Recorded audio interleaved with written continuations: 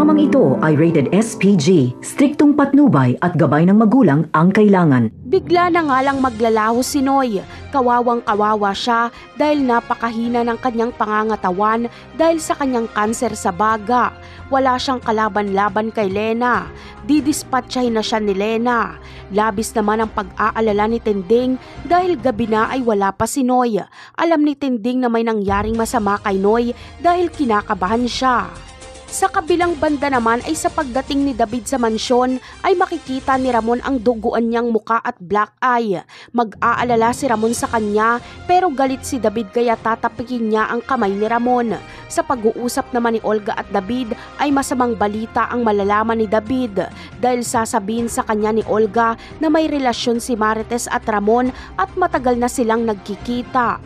Galit na galit si David kay Marites dahil niloloko daw nito ang kanyang tatay Rigor. Kaya uutusan ni Olga si David na iligpit nito ang sariling ina. Bagamat kaya itong gawin ni David pero hindi siya papayag dahil kapag mamatay si Marites ay mag-iimbestiga si Rigor at siguradong papatayin siya ni Rigor kapag malamang pinaslang niya ang sariling ina. Kaya naman, si Olga na lang ang kikilos. Gagamitin niya si Rigor para si Rigor na mismo ang pumatay kay Marites. Muling magpapanggap si Olga na beng at kakausapin niya si Rigor. Sasabihin niyang nakita niya si Marites na may kasamang ibang lalaki. Ipapakita ni Olga ang video ni Ramon at Marites. Siguradong mapapatay talaga ni Rigor si Marites kapag malaman niyang naiputan siya sa ulo ni Ramon.